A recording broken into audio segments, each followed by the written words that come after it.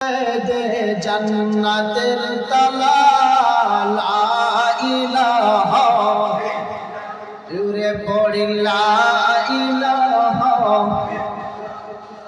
আওয়াজ তুলে লা ইলাহা ইল্লাল্লাহ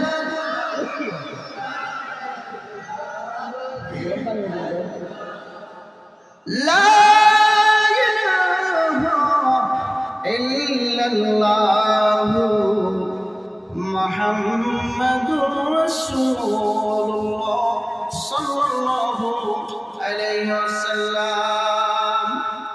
জিকির করব, জিকিরের সময় লাফালাফি করবেন না, আবার গাছ পায়ে উঠিয়েন না, ঠিক কিনা বলেন?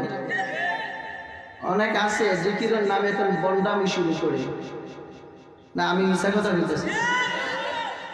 জিকির করতে যাইয়া লঙ্গি টুঙ্গি ফিরসাবেন তুইলা লয়, ঠিক আছে নি? এমন বাড়িতে জিকির করে ফিরসাবের হুশ নাই, মাঝ রাইতে এই বাত্তি নিবা, এসব কেসন জিকির, ঠিক আছে নি? ঠিক আছে, এই যুবক ভাই কথা বলো না কেন?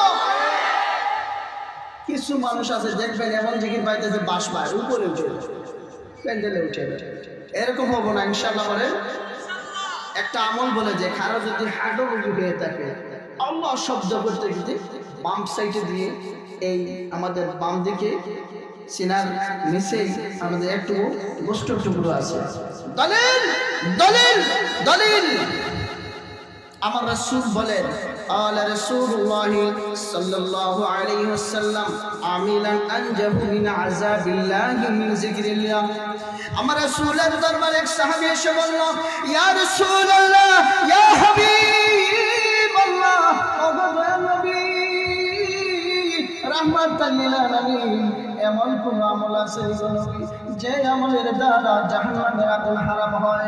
এমন কোন আমল আছে নবী যে আমলের দ্বারা গোলাপি, যে আমলের দ্বারা জাহান্নামের আগুন আমাকে স্পর্শ করতে পারবো না? ইয়া রাসূলুল্লাহ, ইয়া হাবিবাল্লাহ, কবরের কথা মনে হইলে নবী, কবরের কথা মনে হইলে নবী ঘুম আসে না, কবরের কথা মনে হইলে ইয়া রাসূলুল্লাহ আমার অন্তরের মধ্যে অশান্তি শুরু হয়ে যায়। কেমন করে ওই কবরের মধ্যে আমি থাকবো যে কবরে আপন মানুষ চিনে না, টাকাওয়ালা মানুষ চিনে না, পয়সাওয়ালা চিনে না, বাহাদুরি জমিদারি কোনো মানুষ চিনে না, এমপি চিনে না, মন্ত্রী চিনে না, কোনো চেয়ারম্যান চিনে না। কবরের মধ্যে এমন কোন জটিল আমল আসেনি, এমন কোন ভালো আমল আসেনি যে আমলের দ্বারা নবী ওই কবরে জাহান্নামের আগুন আমাকে স্পর্শ করতে পারবো না। তখন আমার রাসূল ওই হাদিসটা পড়াইয়া দিলেন, ক্বালা রাসূলুল্লাহ সাল্লাল্লাহু আলাইহি